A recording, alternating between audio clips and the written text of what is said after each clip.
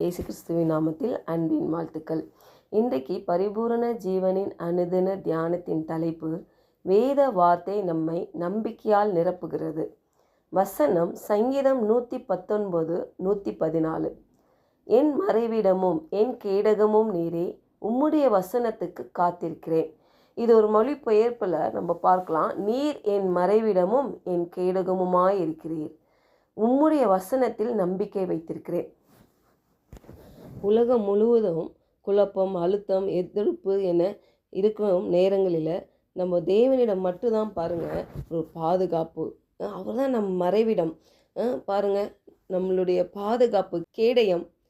எங்கே பார்த்தாலும் கொலை இல்லையா, வியாதி, மரணங்கள், விபத்துக்கள் இப்படியாக இருக்குது உலகம் முழுவதும். ஆனாலும் பாருங்கள், நம்மளுடைய பாதுகாப்பு, நம்மளுடைய நம்பிக்கை யார் மேலே இருக்குன்னா தேவனுடைய வார்த்தை மேலே இருக்குது இல்லையா.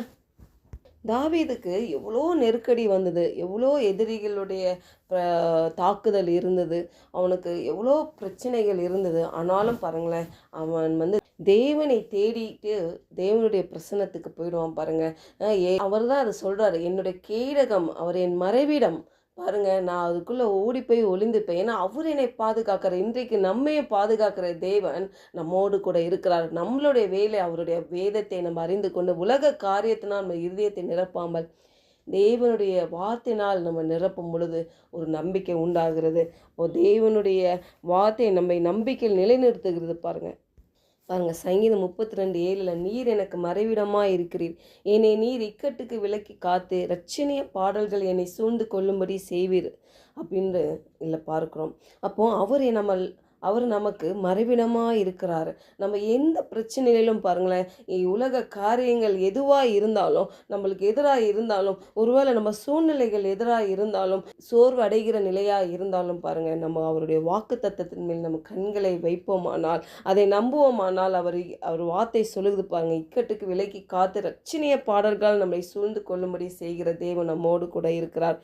சங்கீதம் 91:1 உன்னதமானவரின் மறைவில் இருக்கிறவன் சர்வ வல்லருடைய நிழலில் தங்குவான் என்று பார்க்கும். அப்போ உன்னதமானவரின் மறைவில் நீங்களும் நானும் இருக்க முடியும். அவருடைய நிழலில் நம்ம தங்குவோம். பாருங்க, அவர் தான் நம்மளுக்கு பாதுகாப்பு.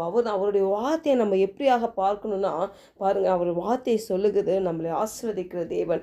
நம்ம வாழ்க்கை செழிப்புள்ள வாழ்க்கையாய், ஜெயமுள்ள வாழ்க்கையாய் நம்ம வாழ தேவன் அழைத்திருக்கிறார். சரீரத்தில் தெய்வீக சுகத்தோட, பலத்தோட, ஆயுசு நாட்களோட, நீடித்த ஆயுசு நாட்களோட நம்மளை வாழ தேவன் நமக்கு அவருடைய வார்த்தை போதுமானதாக இருக்கிறது. பாருங்கள், அவர் வார்த்தையை நம்ம தியானிக்கும் பொழுது அதுவே நம்மளுக்கு போதுமானதாக இருக்கும்.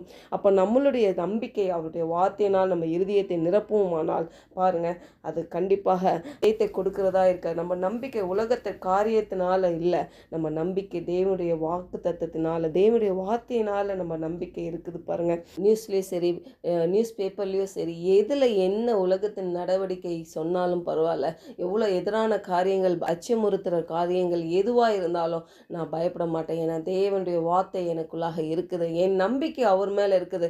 என் கேடகம் அவர், என் நம்பிக்கை அவர், என் துருகம் அவர், என்னுடைய பாதுகாப்பு அவர். பாருங்கள், அவருடைய வார்த்தை சொல்லியிருக்குது. நம்ம பாருங்கள், கீழாகாமல் மேலாகணும் என்று சொல்லியிருக்குது. நீ கடன் வாங்க மாட்டாய், கடன் கொடுப்பாய் என்று சொல்லியிருக்குது. பாருங்கள், என்னுடைய வாழ்க்கைக்கு தேவையான அனைத்தும் தேவனுடைய வார்த்தை போதுமானதாக இருக்குது. செபிப்போம்.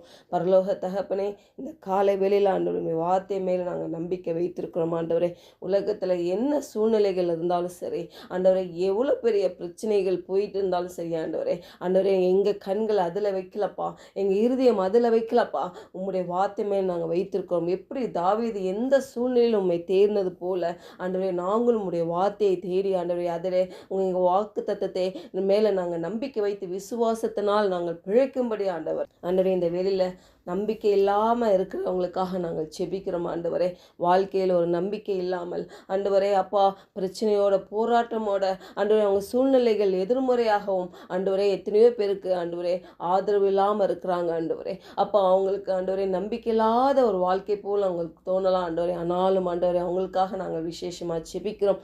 இயேசுவின் நாமத்தினால ஜெபிக்கிறோம் நல்ல பிதாவே, ஆமென்.